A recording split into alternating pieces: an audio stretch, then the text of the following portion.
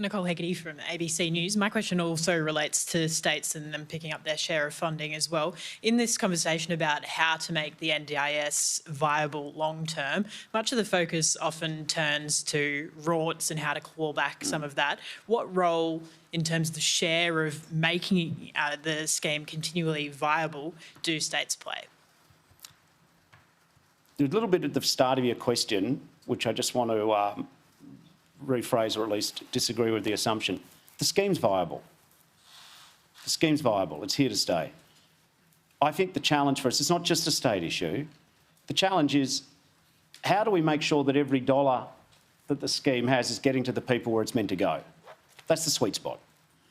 And the way to do that is if we're constantly working on giving the participant the best experience, that actually then starts to deal with the waste. It's not the best experience for the participant to have a junk therapy. It's not the best experience for a participant that when you've got a child at a school, who pays for the sport chair? Is it the special school or is it the NDIS?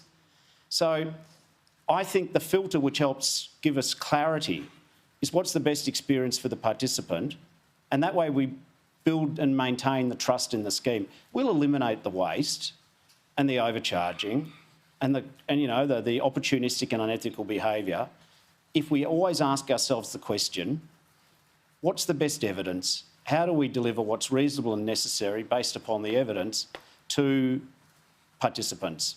I know I'm sounding a bit optimistic there in the light of the sort of ballooning balance sheet, but I think if you go through the reforms that we've outlined and the approaches plus what we'll get in October, I think there's clarity, and that's what it needs, focus and clarity. Thanks. Next question, Tom Connell. Thanks, Minister. Tom Connell from Sky News. You've given an exhortation for our suppliers in particular to do the right thing today. We have seen over many years at least some do things like double and triple charge for anything from beds to gardening to meals, more exotic stories, if you like, of psychics with crystal hearing, carers saying they need to go on a cruise with someone else as part of a respite.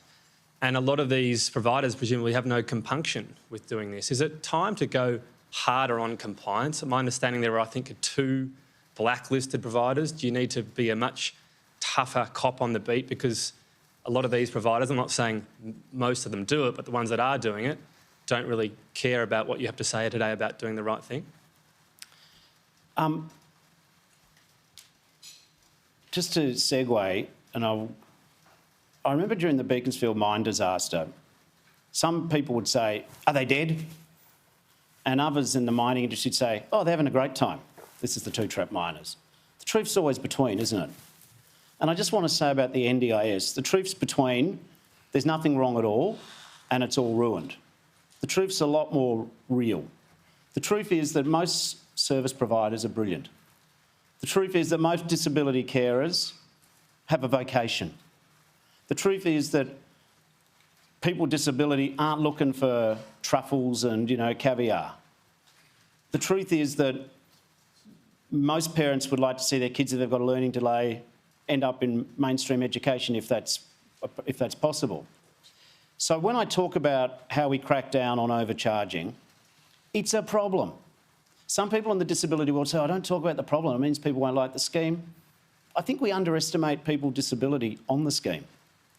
I've done meetings with down in Brighton with Zoe Daniel, and I've done meetings with Tanya Plibisek and the Waterloo Public Housing. Very different socioeconomic areas, but both full of participants. When I say, let's try and stop, bath chairs in showers being, priced a lot more as soon as the seller knows you're on the NDIS, everyone agrees.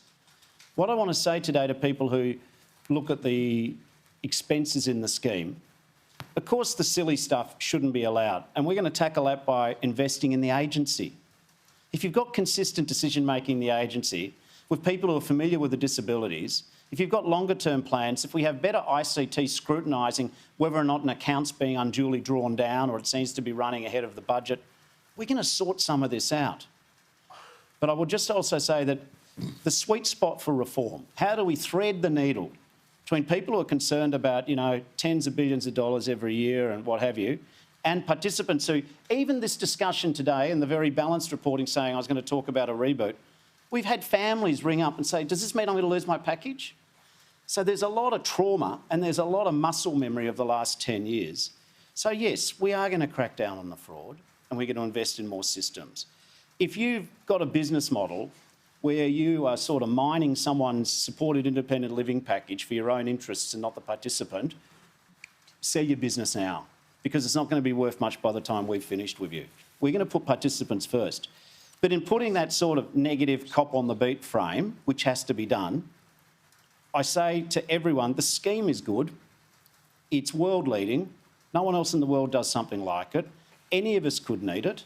And there's a lot more good news than bad news in the scheme. We just think we can get even more good news in the scheme and deal with the issue of inappropriate costs.